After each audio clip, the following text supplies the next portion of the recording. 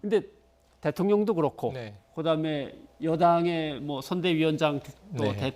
대표도 그렇고 다들 머리를 숙이고 몸을 낮추겠다라고 얘기했는데 아마 국민들도 같은 뜻을 얘기하시는 것 같네요. 네, 그렇죠. 아무래도 여당 같은 경우에 지금 180석이라고 하는 거는 어마어마한 숫자이기 때문에 마음대로 권력을 휘두르게 되면 정말 나라가 큰일 날 수 있다. 근데 오히려 이것을 무겁게 받아들이고 이게 지금 양날의 칼로서 작용할 수 있다는 걸 인식해 줬으면 좋겠다라고 국민이 지금 당부를 하는 것 같은데요. 지금 그렇다라고 해서 나머지 다른 야당이 지금 뭐 참패했기 때문에 아무런 힘을 못 쓴다? 이건 오히려 이 여당을 더 무거운 책임감을 느끼게 만드는 그런 상황이 될 수 있거든요. 그러니까 국민들이 하는 얘기를 아마 정확히 잘 듣고 계시리라 생각합니다. 근데 국민의 당부에는 여러 가지 의미가 있을 수 있는데요. 어쨌든 문재인 정권이 뭐 촛불 혁명을 기반으로 집권했다 계속 이야기하고 뭐 있습니다만은 처음에 일이 잘 안 풀려갈 때 전 정권 때문에 이렇게 못한다, 혹은 발목 잡는 야당 때문에 일을 못한다. 지금까지 계속 이렇게 나왔거든요. 그런데 이제는 180석이 넘는 권력을 줬고 거기다가 행정 권력, 지방 권력까지 얹어줬습니다. 그렇죠. 대한민국의 모든 권력이 지금 민주당이 다 가 있거든요. 청와대에 다 가 있고. 근데 여기서 이제 또 전 정권 때문에 혹은 야당 때문에 이렇게 말하면은 그 어떤 국민들이 그걸 받아들이겠습니까? 정말 책임감 있는 자세로 이제는 자신들이 하고자 하는 것을 다 하고, 그러고 나서 못하면은 다음 선거에서 심판받는 거예요. 잘하면은 다시 한번 기회를 주는 거고, 그렇게 했으면 좋겠습니다. 알겠습니다. 말씀하신 대로 야당한테는 네. 맨날 여당이 뭘 못했다 그러는데 당신들은 수권 정당으로서 네, 네. 대한 정당으로서 할 수 있는 게 뭐가 있어?라고 예. 물으셨는데 이제 또 여당한테는 그럼 야당이 발목 안 잡으면 정말 잘하는지 지켜보겠어. 그렇죠. 이런 뜻이 되는 근데 거죠. 이게 양날의 칼이에요. 그러면서도 그러면 이제 이 야당의 의사와 충돌할 때, 예. 자, 우리는 국회 선진화법을 통과할 수 있는 정도의 의석은 확보됐으므로 지금 개헌 빼고 다 할 수 있다, 이런 얘기가 나오는 거 아닙니까? 그럼 모든 입법 활동이나 의정, 국정 지지를 밀고 나가요. 예. 그럼 이제 야당이 또 이제 거기에 대한 반대나 문제 제기를 하겠죠. 그런데 관철시켜요.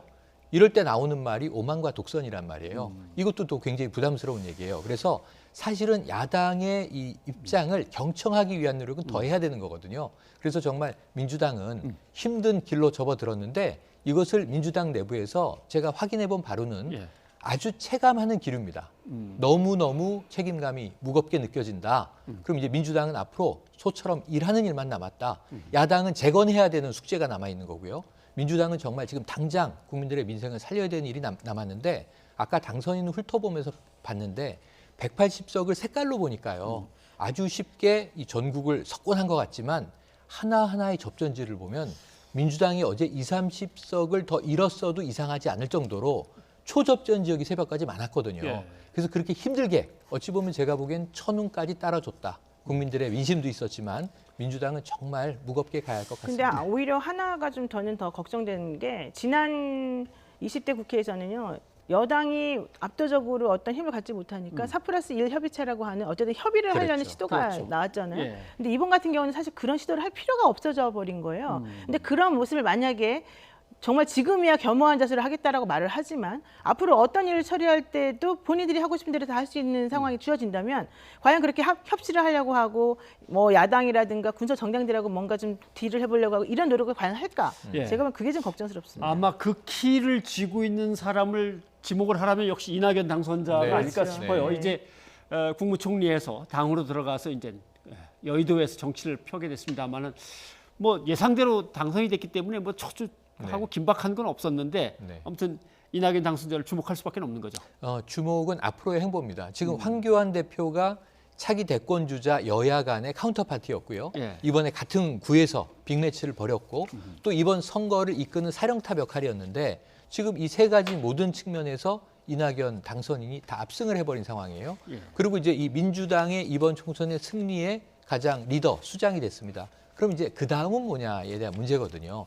당권 도전을 할 것이냐. 당장 이야기가 나오는 거죠. 예. 지금 두 가지가 가장 큰 빅이슈인 것이, 자, 여권에서는 누가 그럼 차기 이해찬 이 대표 이후에 포스트 이해찬 당권을 잡을 것이냐. 이게 대권까지도 관리하는 당대표거든요. 두 번째로는 그럼 와해된 허물어진 미래통합당에 누가 비대위원장으로 나서게 될 것이냐. 또는 비대위를 꾸리지 않을 수도 있어요. 조기 전대를 하게 된다면 누가 차기 당권이냐. 그래서 여야가 또다시 이 새로운 당권 주자, 그리고 이제 당의 리더, 이 리더십의 문제에 초점이 모여지고 있는 상황이어서 궁금증이 커지고 있습니다. 지금 이야기하신 당권 같은 경우에도 결국은 이낙연 총리가, 전 총리가 어떻게 행동하냐에 따라서 달라지는 겁니다. 예. 결국은 이낙연 총리는 이제 대권을 생각하겠죠. 그리고 이번에 이낙연한테 도움받은 사람이 상당히 많습니다. 그러니까 이낙연 한번 전국으로 뜨면은 그 지지율이 같이 올라갔거든요. 예. 그러니까 본인 선거는 어쨌든 지지율 차이가 많이 났기 때문에 전국으로 다른 사람을 도왔던 거고 그러면은 이낙연 때문에 국회의원 됐다고 생각하는 사람 뭔가 고마움이 있을 거 아닙니까? 그러면 결국은 당내 경선에 이낙연을 도와줄 수밖에 없는 그런 상태에 놓여진 거거든요. 그리고 뭐 어쨌든 당내 경선에 대권 주자로서 경쟁자라고 할 수 있는 김부겸, 김영춘은 낙마한 상황입니다. 그리고 박원순 시장 같은 경우에는 지지도가 지금 너무 안 나와서 골머리를 앓고 있는 상황이고 혼자 지금 굉장히 앞서 나가고 있는 상황이거든요. 이걸 아마 굳히고 싶어 할 거예요. 근데 중요한 건 여기서 이제 당권인데 본인이 직접 잡느냐 아니면 주류의 어떤 후보를 올려서 자신이 그걸 도와주고 나중에 경선할 때 주류 쪽에서 나를 도와달라 이렇게 할 것인지. 왜냐하면 이낙연이 범주류로 통하지만 주류라고 볼 수 없거든요. 그러니까 여러 가지 생각을 아마 하게 될 것 같습니다. 근데 뭐 집권 여당은 사실 우리가 걱정해줄 필요가 없을 것 같고 네. 뭐 많이 얻어갔으니까 네. 건강한 보수 제1야당을 위해서 지금 통합당이 뭔가 정비를 좀 빨리 해야 되는데 근데 황 대표 사퇴했죠. 거기다 갔다 오세훈 전 서울시장도 이번에 낙마를 했죠. 남은 사람이 누구냐고 하면 좀 유승민 의원은 이번에 아무것도 안 했으니까 네. 무사히 피해가긴 했는데. 근데 사실 그래서 권성동 의원 같은 경우 나 빨리 통합당으로 복당 신청해서 들어가겠다. 나 받아달라라고 얘기했고요. 또 홍준표 당선인 같은 경우에도 나 들어가겠다라고 했습니다. 그랬더니 주호영 의원이 이번에 이제 엄청나게 또 이긴 주호영 의원이 그렇게 빨리 되는 게 아니다. 이렇게 복당은? 지금 예, 복당은 그리고 그렇게 우리가 함부로 나간 사람에 대해서 우리가 지금 빨리빨리 해줄 수 있는 상황 아니다. 이렇게 선을 그었단 말이죠. 그 얘기는 지금 밖에 나가서 자력으로 지금 당선인이 된 사람들이 생각하는 그 본인의 역할하고 내부에서 이 사람들을 받아들일까 말까에는 다르다. 첫 번째. 두 번째는 이 통합당 같은 경우는 그 당권하고 대권을 분리해서 항상 나눠서 가지도록 하고 있지 않습니까? 그러니까 당에 들어가서 당권이나 당대표가 되고 싶다라고 한다면 대선 주자에서는 더 멀어진다라고 생각할 수도 있어요. 예. 그래서 그런 부분들을 계산을 하게 된다면 아마 지금들 머릿속으로 셈법이 매우 다르게 지금 벌어지고 있을 것 같습니다. 잠시만요. 주호영 당선자는 네. 홍준표 당선자의 복당에 대해서 뭐 나갈 땐 마음대로지만 들어올 때는 그렇게 쉽게 네네네. 되는 게 아니야라고 한다면 본인이 대권 뜻이 있는 거예요. 당연히 있는 거죠. 지난번에 다- 선언 다- 선언했잖아요. 예, 김부겸 후보가 먼저 오. 자, 여기서 내가 한 번 더 재선된다면 이제 난 대권 주자 반열에 오른다 했더니 주호영 후보가 그럼 당신을 내가 꺾으면 나도 대권 주자 되겠네 해서 둘 다 선언해버린 셈이 됐어요. 묘하게. 그런데 저는 지금 이런 계산을 미래통합당이 하고 있으면 안 된다는 거예요. 아하. 누구의 시각을 봐야 되냐면 국민 시각을 봐야 되는데 철퇴를 국민으로부터 맞았잖아요. 그리고 지지층들은 지지해 줬습니다. 지지층 보고 오다가 중도 외연 확장이 안 돼서 막혀서 이 상태에 왔는데 또다시 그럼 내부 지지자 얘기 듣고 지금 홍준표 전 대표가 인기가 있느냐, 주호영 의원이 더 인기가 있느냐 이 싸울 때가 아니고 그러다 보니까 지금 차기 비대위원장이 혹시 김종인 총괄 선대위원장이 맞는 게 아니냐 단호하게 지금 부인하고 있거든요. 그리고 그것도 정답은 아닌 것 같습니다. 저희 사견으로는 완전히 외부에서 새로운 인물을 영입해서 정권을 다 줘야 하는데 내부에서 다 아는 인물들이 또 서로 이전 투구를 하게 되면 이거는 또다시 이번에 재건할 수 있는 기회를 실기하는 거거든요. 조금은 더 진지하게 생각해 주시기를 당부드립니다. 그 당대표가 지금 어제 내려놨기 때문에 지금은 사실은 이제 비상으로 직무대행을 해야 되는 그 수석 최고위원이 조경태 의원이 아마 맡게 되는 걸로 알고 있는데요. 빨리 수습을 해야 되겠지만 지금 현재 신통해서 뭐 빨리 수습하고 말고 할 겨를이 없다 이런 얘기를 제가 좀 듣고 왔습니다. 그래서 현실적으로는 얼마나 빨리 이게 정비가 될지는 모르겠습니다. 예, 근데, 그러니까 이게 지금 미래통합당 같은 경우는 지도부가 전멸했습니다. 조경태 최고 한 맞아요. 명 빼고 전멸했거든요. 맞아요. 그래서 빨리 비대위를 꾸려야 되는데 그 최평론가 말처럼 새로운 인물을 받아들여가서 정권을 줘야 되는데 지금까지 미래통합당이 그전 자유한국당 새누리당 시절부터 비대위를 너무 많이 꾸렸어요. 맞아요. 그래서 이 인물 저 인물 다 써봤거든요. 아. 그러니까 새로운 인물이 없어요 지금. 없어서 그 안철수 전 대표와 안철수 대표와 함께하는 뭐 그런 구상까지 나오고 있는 실정이지 않습니까? 그리고 정 인물이 없으면 김종인 대표를 또 다시 할 수도 있을 것 같아요. 왜냐하면 절대 안 한다고 얘기했습니다만 이분이 공동 선대위원장 올 때도 자기 그 전날까지 절대 안 한다고 그랬었거든요. 그리고 다음날 왔지 않습니까? 그래서 이 비대위를 빨리 꾸려야지만 이 당이 정비가 되는데 지금 이 상태에서 지도부가 완전 와해된 상태에서 이대로 가기는 어렵다. 그래서 아니. 지금 이야기가 나오는 뭐 유승민이든 뭐 홍준표든 김태호든 어쨌든 리더가 한 명이 나와가지고 이걸 좀 이렇게 추스려줘야 되거든요. 그렇지 않으면 이 혼란은 아마 미래통합당 혼란이 계속될 것 아니 같아요. 대한민국 제1야당이 그렇게 내부에 그렇게 사람이 없습니까? 맨날 뭐 중요한 건 다 외부에서 이렇게 빌려다 써야 되는 그런 그러고 보니까 상황이죠. 지금 거창, 함양, 산청 합천에 또 김태호 네. 전 지사 이번에 당선자입니다. 당선돼. 맞습니다. 예. 차기 대권주자 뭐 부상할 만 하겠어요. 보수 통합의 중심이 되겠다고 선언한 것 같던데요. 네, 맞습니다. 본인이 그렇게 또 선언을 했고 네. 이 사실은 이 무소속으로 탈당하면서도 공천 탈락이 원인이었잖아요. 예. 아까 노 변호사님이 정확히 짚은 게 이 모든 사태의 시발점으로 돌아가면 공천에서 비롯된 거거든요. 대권을 바라본 공천. 이게 만약에 홍준표 전 대표에게 양산 을에 나가겠다라고 예. 했을 때 그 절충이 됐다고 보도가 됐잖아요. 상당히 이 김영호 공관위원장도 흡족해했다. 근데 갑자기 절반을 탈락이 되는 받아들였다고. 바람에 욱해서 지금 이 보수의 심장부인 대구수성 을로 갔던 거 아닙니까? 이 모든 혼란을 다시 한번 복기를 해본다면 이러지 않았을 수도 있었는데. 그래서 김태호 후보가 그때 눈물의 탈당을 했습니다. 이 정치 인생 최초로 탈당을 해봅니다. 하지만 저는 살아서 돌아오겠습니다. 살아서 돌아오면 거기에 대한 또 나름의 스토리가 부여되지 않습니까? 김태호 후보도 지금 다른 경쟁 주자들이 아까 이동형 평론가 말처럼 전멸했기 때문에 기회를 잡을 가능성은 있어 보입니다. 저 여기서 잠깐. 예, 그렇지 않아도 선거도 거대 양당 구도로 갔다고 다들 네. 걱정이 많은데 우리가 얘기도 그쪽으로만 너무 그러네요. 쏠리고 그래서 그러네요. 정의당으로 일단 가봐야 될 것 네, 같습니다. 네, 소수장도 네, 좀 네. 살펴. 아무튼 뭐 지기는 했지만 무릎을 꿇은 건 아니다. 심상정 대표. 그러다가 또 결국 눈물도 좀 보이고 맞습니다. 그렇죠. 좀 안타깝습니다. 맨 처음에는 뭐 두 자릿수는 자신했었는데 어떻게 하다 이렇게 됐습니다. 사실 뭐 준연동형 비례대표제를 만들면은 뭐 교섭단체는 만들 수 있다라고 하는 자신감에서부터 이제 시작을 된 것 같은데 그 예. 과정을 바라보는 국민들의 입장에서 매우 불편했었다.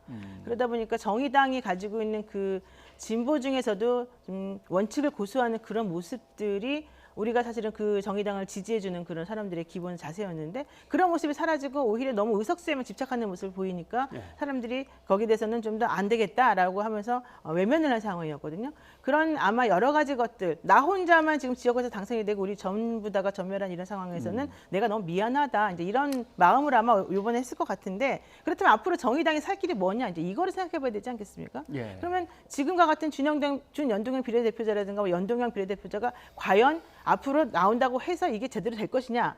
근데 어떤 사람들은 뭐 이런 거는 제도의 문제가 아니라 꼼수의 문제였기 때문에 꼼수만 해결할 수 있는 법을 다시 만들면 된다. 이런 얘기도 하지만 그렇다라고 해서 지금 그게 마음대로 녹록하게 되지는 않기 때문에 제가 봤을 때는 정의당은 초심으로 돌아가야 될 것 같다. 예. 이렇게 생각합니다.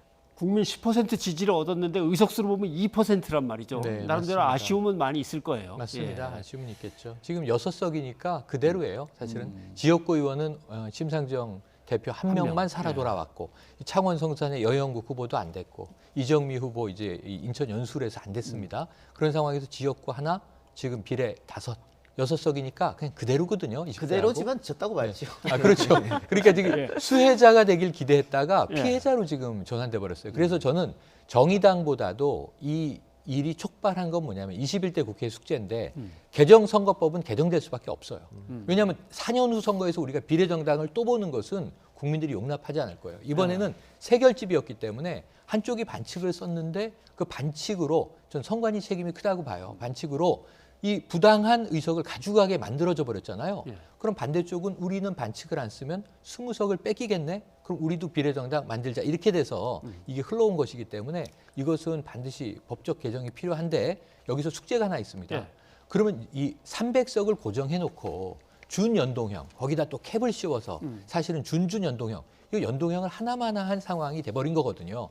그럼 아예 통 크게 연동형을 할 것인지 아예 연동형은 우리와 안 맞으니까 아예 생각하지 않고 기존의 지역구 플러스 병립형으로 갈 것인지를 명확하게 정하지 않으면 실험적으로 이양념 저양념 섞어봐야 죽도 밥도 안 되기 때문에 한 번은 좀 여기에 대해서 명확한 아니. 법적 검토가 필요해 보입니다. 예. 근데 원래 지난번에 법 개정하면서 이번에 한해서만 하기로 했었지 맞습니다. 않습니까? 예. 21대. 그러니까 어차피 이례적이라고 바뀌긴 바뀌어야 되는데 이제 그게 과연 처음에 얘기했던 선관위가 얘기했던 것처럼 100석을 전부 다 그냥 비례를 다 그렇죠. 연동형으로 줄 것이냐 이거의 문제가 되겠죠. 예.